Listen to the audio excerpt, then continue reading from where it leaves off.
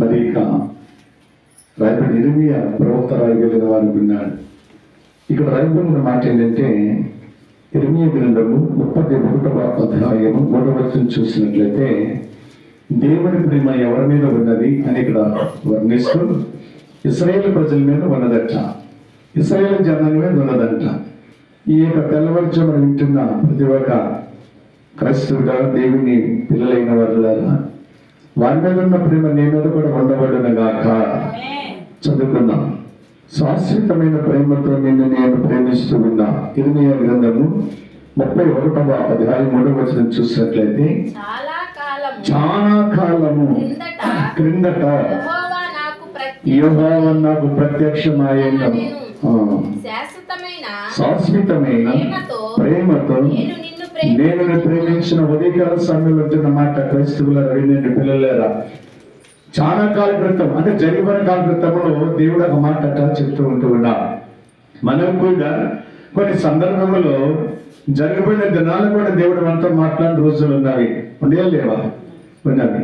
అంటే జరగబోదాని కోసం అంటే చాలా కాల క్రితం అంటే జరిగిపోయిన దినాల్లో దేవుడిని పట్ల అనేకమైన ప్రణాళికలు కలిగి ఉన్నాడు. అది మీకు తెలియదు.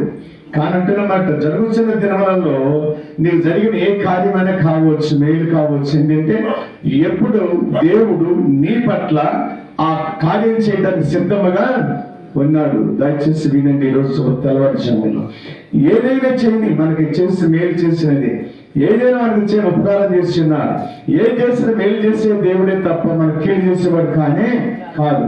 ఆ మేలు మనకి ఎప్పుడైతే కలిగినదో అనుకుంటామో, అబ్బా దేవుడు నాకు ఈ మేలు చేశాడు, ఈ మేలు కాదు, ఈ మేలు చేయడానికి ఎప్పుడో ఒక ప్రణాళిక కలిగి ఉన్నాడు దేవుడు నీ పట్ల. ప్రజల్లో హల్లెలూయా.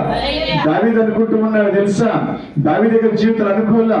దావీదు అనుకుని ఏమనుకున్నాడంటే, నా స్థితి గొర్రెలు కాచుకుంటే నా బ్రతుకు అనుకున్నాడు. ప్రజల్లో హల్లెలూయా. అయితే దావీదు మీద జరుగు ప్రణాళిక ఉన్నది తెలుసా. దావీదు మీద ఒక ఆశ కలిగి ఉన్నది దేవునికి. తను అనుకుంటూ విన్నాడు, నా జీవితం ఇదే, గొర్రెలు కాసుకుంటా నా జీవితంలో నా తండ్రి చెప్పిన మాట విని అరణ్యంలో గొర్రెలు మేపడం అనుకున్నాడు కానీ రాజు అవుతాడు అనుకున్నాడా? అనుకోలా. అంటే అర్థం ఏంటి? దేవుడికి ఎప్పుడో ఉన్నది ప్రణాళిక, దావీదు రాజు చేయాలని ఆశ కలిగిన వాడుగా ఉన్నాడు. హల్లెలూయా. దావీదు గొర్రెలు కాయాలి ఆశ కలిగిన వాడుగా ఉన్నాడు. ఈ రోజున ఆలోచించండి, ఇంత స్థితిలో ఉన్న ఒక మనిషిని ఎత్తైన స్థలంలో కూర్చొని పెట్టాడంటే ఆ కార్యం జరిగిందట అనుకుంటామంట. దేవుడు ఎంత ప్రేమ కలిగిన దీవించి అసమాసనెక్కించాడు కదా.